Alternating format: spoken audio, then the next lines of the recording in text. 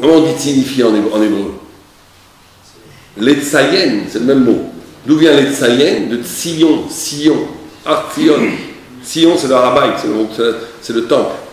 Le Harabait, on dit que c'était Od, la mida de Od, de beauté, de reflet divin, qui était une beauté sublime, mais qui renvoyait à Dieu. Babylonie veut exactement faire le contraire. On verrait bien quel rapport avec l'antisémitisme.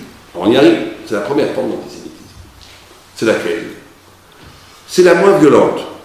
L'antisémitisme babylonien, c'est le moins violent. On le retrouve, il est aujourd'hui plus à la mode. Il était très à la mode au XVIIIe siècle, au XIXe siècle, où c'était un antisémitisme qui n'est pas violent, mais qui voit dans le juif une menace pour l'identité nationale. Chaque nation construit une image d'elle-même, sublimée, à l'époque surtout au XIXe siècle, XVIIIe siècle, chaque nation, et tout le temps aussi avant, construit une image d'elle-même absolue, avec une gloire incroyable, et le juif, il renvoie à quelque chose d'universel. Il renvoie à quelque chose, c'est l'antisémite, qui n'est pas violent, il ne veut pas te tuer, mais il dit, toi, tu ne fais pas partie de la nation, de la communauté de notre nation, tu n'es pas vraiment français. Tu n'es pas vraiment français. Et en plus, vous les juifs, vous êtes toujours solidaires dans tous les mondes, dans tous les autres pays. Tu n'es pas vraiment un patriote. Et en plus, vous avez des réseaux. Et en plus, vous êtes mondialiste. Vous cassez, vous rendez relatif l'absolu de la nation, l'absolu de ce qu'on a bâti comme référence culturelle. Il y avait des antisémites qui disaient un juif ne pourra jamais comprendre les versets, les vers, je ne me rappelle plus de quelle année, de la terre de France, je ne sais même plus de quel poète il parlait, la terre de France qui respire, je ne sais pas quoi. C'est une première critique où il voit dans le juif quelque chose qui dépasse l'identité nationale. Il voit dans le juif, et c'était le reproche qu'on a toujours fait aux juifs, vous êtes mondialiste, vous êtes un groupe qui est toujours solidaire entre vous, plus que les patriotes, vous êtes, et les communistes reprochaient aux juifs d'être l'international de la finance, et les capitalistes reprochaient aux juifs d'être les représentants du bolchevisme, du communisme universel qui voulait transformer tout le monde. Ça, c'est un antisémitisme qui a existé de façon très très très forte au XIXe siècle, surtout, mais aujourd'hui qui existe moins. Pourquoi il existe beaucoup moins aujourd'hui? C'est très simple. Parce que ceux qui font le boulot à la place de détruire l'identité nationale aujourd'hui, c'est pas nous tellement, c'est les Arabes. Donc c'est les musulmans. Donc il y a ce reproche est beaucoup moins prégnant. On l'entend beaucoup moins. En tous les cas en France. Parce que ce qu'a pris ce reproche, a été porté par ceux qui ont des propos racistes peut-être, sur la communauté plutôt musulmane qui, elle, de façon massive, est en train de bouleverser le schéma des références culturelles françaises. Et donc on reproche plus tellement aux juifs d'être des balaganistes au niveau de la culture française, plus tellement. Mais ça existait énormément au XIXe siècle. Le deuxième, c'est la Perse. Alors la Perse, par contre, lui, c'est l'antisémitisme le plus violent. C'est celui qu'on connaît aujourd'hui. D'où ça vient là? La Perse, dans le rêve de Daniel, c'est un ours. C'est un ours qui mange. La Perse était une civilisation du corps. Du corps. Pour ça que quand on lit la Megillat Purim, on voit qu'ils faisaient des banquets de combien de jours? De 6 mois, 180 jours. Même un Tunisien aujourd'hui, il ne s'assoit pas pendant 180 jours à manger. Même un grand kiffeur, c'est rare de passer 180 jours à manger. C'est rare. Et les femmes se mettaient dans des bains de lait, nous dit le Midrash, ou dans des bains de lait pendant 6 mois pour avoir la peau douce. Même la femme la plus coquette qui est ici ne va pas passer même une semaine dans un bain de lait. Bon. Donc c'était une civilisation où le corps était le cœur de tout. Si en Babylonie, le cœur de la civilisation c'était la beauté, la gloire, en Perse c'était le corps. Or c'est quoi de vivre de façon corporelle? Si je vous demande à vous, c'est quoi de vivre de façon corporelle?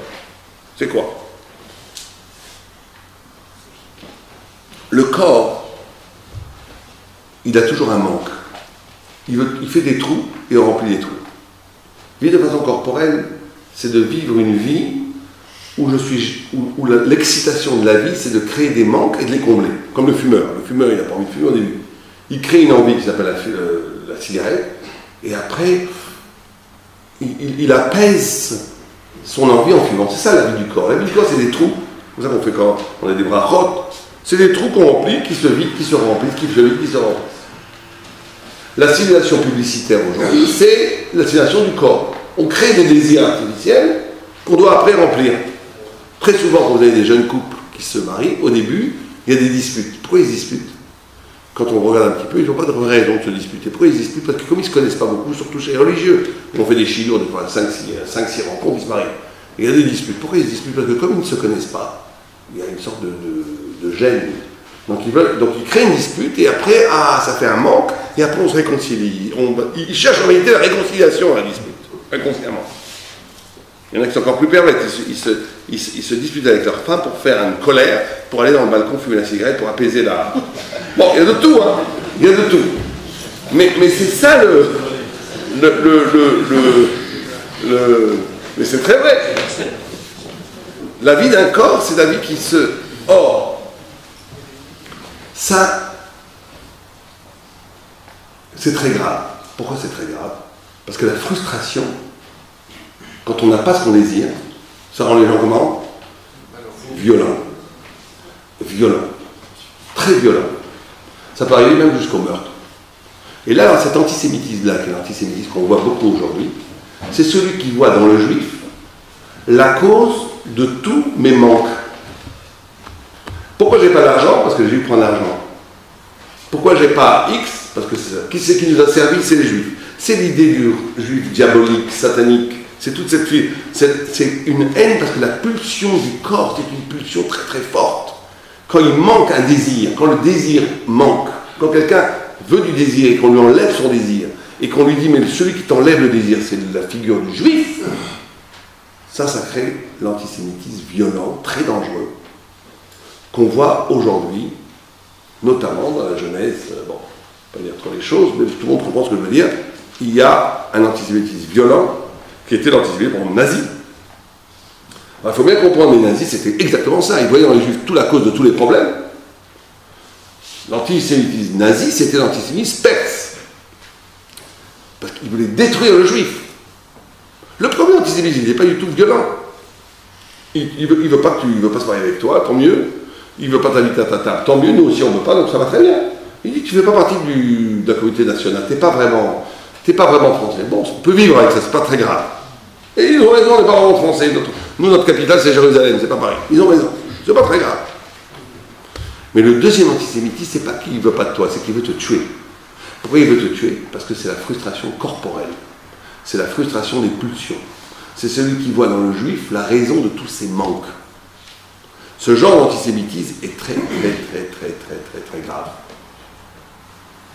Et c'est celui qui, aujourd'hui, malheureusement, c'est celui qui a dominé au temps du nazisme, qui a été après arrêté avec l'effet très puissant de la Shoah. Mais maintenant, pratiquement tous les verrous ont sauté, et on est au stade d'un antisémitisme déclaré, où la cause de tout, c'est les juifs. D'ailleurs, ils sont incroyables, certes, les antisémitistes de ce type-là, ils voient des juifs partout. Donc ils disent qu'on bat les juifs, hein, n'importe quoi. Même dès que quelqu'un le gêne, s'il me gêne, il est forcément juif. Vous n'avez pas remarqué ça? Très souvent, l'antisémitisme. Il est contre moi, c'est qu'il est juif, ou qu'il est manipulé par les juifs. Ça, c'est un antisémitisme qui vient de Perse. On appelle l'antisémitisme perse. Et il y a un troisième antisémitisme, qui lui est l'antisémitisme grec. On a dit grec, c'est le procheur. Alors ça, c'est très intéressant dans ce sens, c'est peut-être le plus intéressant. Parce que le grec, par contre, il ne veut pas du tout te tuer. Il n'est pas comme le perse. Il veut, au contraire, que tu sois... il n'est pas non plus... Il ne dit pas que tu n'es pas de la communauté nationale. Au contraire, il veut que tu sois comme lui. Il veut t'assimiler. Complètement. Il y a vraiment des philosophes aujourd'hui qui sont antisémites. Il y en a un qui s'appelle Alain Badiou, je ne sais pas si vous connaissez. Il dit, je ne suis pas du tout antisémite. Et il a raison, il n'est pas antisémite du numéro 2. Il veut tuer aucun juif. Il n'est même pas antisémite du numéro 1. Puisqu'il ne veut pas, il considère qu'un juif peut être tout à fait dans la communauté. Mais il reproche aux juifs ce qu'il appelle le prédicat juif, un terme un peu compliqué, il veut dire le juif, il se présente toujours comme juif. Alors, ça suffit avec votre judaïsme, soyons hommes. Et il convoque, des penseurs chrétiens d'origine, je ne vais même pas dire son nom ici, pour dire, voilà, l'humanisme, l'universel, on n'a pas besoin du particularisme juif. C'est un antisémitisme très très pervers parce qu'il n'est pas du tout déclaré. Il n'est pas violent, il ne veut pas te tuer. Mais il ne veut pas que tu sois particulier. Alors moi j'ai posé une fois la question à un de ses élèves, à ce monsieur-là. Je lui ai dit, mais comment ça se fait que ça ne le gêne pas quand les Auvergnats sont Auvergnats? Ou bien quand un Écossais est avec sa jupe là, ça n'embête pas du tout. Ou quand un Breton est breton. Quand un Breton revendique sa bretonnerie, il s'en fiche complètement. Comment se fait-il que ça les énerve quand un Juif revendique son particularisme? C'est bizarre, non?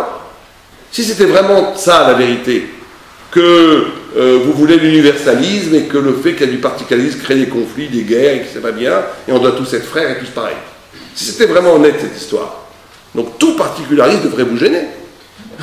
Or, de façon très bizarre, le seul particularisme qui les gêne, qui les rend fous, c'est le particularisme juif. Comment ça se fait? Alors là, il y a quelque chose de très profond. Vous savez que la Grèce, on l'appelle Rocher. Or, la Grèce, c'est bizarre qu'on l'appelle Rocher. Éteignez vos portables, s'il vous plaît. Rocher, ça veut dire les ténèbres. Or, les Grecs, ils ont apporté quand même la philosophie au monde, ils ont apporté certaines mathématiques,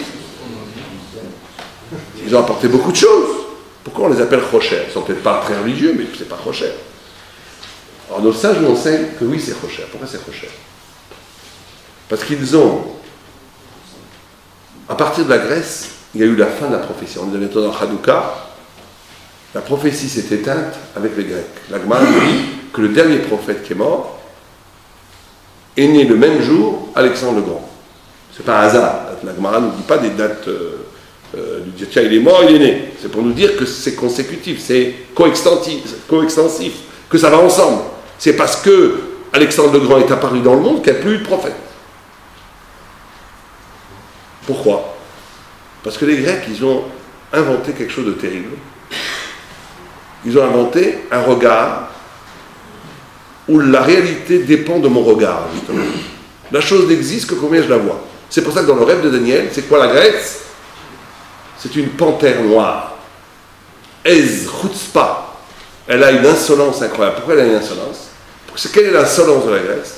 C'est que la Grèce, imaginez que vous avez un immense territoire, immense, et que vous avez un mur qui ferme la vision de ce territoire, et que vous avez un tout petit trou, et que je vois derrière le trou un tout petit champ de 20 mètres carrés. Le Grec va dire, mais moi, derrière ce mur, il y a 20 mètres carrés, c'est tout, il n'y a rien d'autre. Il soumet la réalité au regard subjectif. C'est toute la philosophie, ce qu'on appelle la pensée autonome.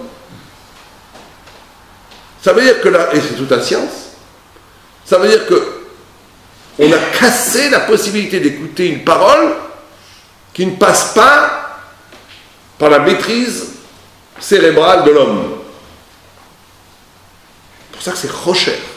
Ça a complètement obscurci la révélation poétique et divine et transcendante du monde. Ça a réduit la vérité à la capacité cognitive de l'homme. C'est une réduction phénoménale. Au point où les Juifs, certains rabbins ont cru que c'était la fin du judaïsme. Quand les Juifs ont été hellénisés, il n'y a plus eu de prophétie. Certains ont dit que c'est la fin des haricots, puisque la Torah, c'est la prophétie. À l'époque, la Torah se manifestait sous des formes prophétiques. S'il n'y a plus de prophète, il n'y a plus de Torah. Le grand miracle, c'est que la Grèce, et c'est les lumières de Hanouka, la Grèce, elle a permis le développement de la Torah chez Balpé. Parce qu'effectivement, quand la prophétie est morte, et qu'on était réduit à la subject, même nous les Juifs, on est devenus grecs, on a été réduit à chacun essayer de comprendre la Torah avec son cerveau, comme un grec. Et le grand miracle, c'est que le Juif, il a découvert Dieu au fond de lui-même.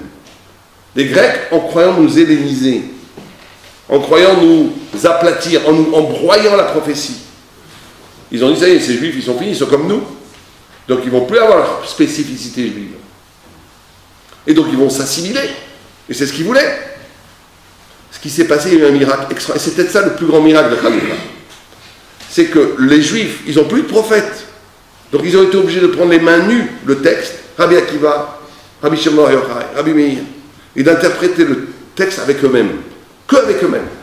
Et il y a eu un miracle. C'est qu'ils l'ont interprété avec leur Neshama. Et leur Neshama, c'était le miroir de la révélation divine. chaque homme, chaque grand initié était un moment de la révélation. On a eu des milliers de révélations qu'on fait toute la Torah Shebaal Peh. Et ces milliers de révélations qu'on fait toute la Torah Shebaal Peh, c'est toutes les flammes de Hanouka. Alors vous allez me dire, très bien, pourquoi est-ce que le grec veut nous faire la peau à ce point-là? Pourquoi il veut nous assimiler? Alors là, c'est très profond. C'est un antisémitisme très très profond. Parce que, vous savez que le paradis d'Yitzhak nous dit, il y avait des textes, que les Grecs, c'est pas de la rigolade. Ils ont leur, toute la science, la philosophie, etc. Ils puisent dans l'intelligence de la parole de Dieu. Comme ça, il dit le paradis d'Yitzhak. De où? De où? Il dit des 10 paroles qui ont créé le monde. Dieu a créé le monde avec 10 paroles. Quand il crée le monde avec des paroles, la parole, c'est l'intelligence qu'il y a derrière les choses. C'est pas juste des paroles. La parole de Dieu, quand elle crée le soleil, elle crée à l'intérieur de sa parole toute l'intelligence qu'il faut pour que le soleil soit. Et c'est pareil pour chaque chose. C'est pour ça qu'en hébreu, davar, qui veut dire une parole, c'est aussi une chose. C'est que chaque chose, elle a une voyelle de l'intelligence divine qu'il y a dans la chose. Les Grecs, ils ont le secret de cette intelligence. Comme ça, Maïmonide aussi dit, ils ont le secret de la compréhension divine qu'il y a dans les choses. Les Juifs, ils ont aussi ces 10 paroles, mais ils ont 10 autres paroles. Quelles sont les 10 autres paroles qu'ils ont? Ce qu'on appelle les 10 commandements à tort. C'est pas quoi, Dvarim, c'est pas des comme la salade d'Ivrot, c'est pas des paroles, on va dire les 10 propos. Les 10 commandements, on va dire. Or, qu'est-ce qui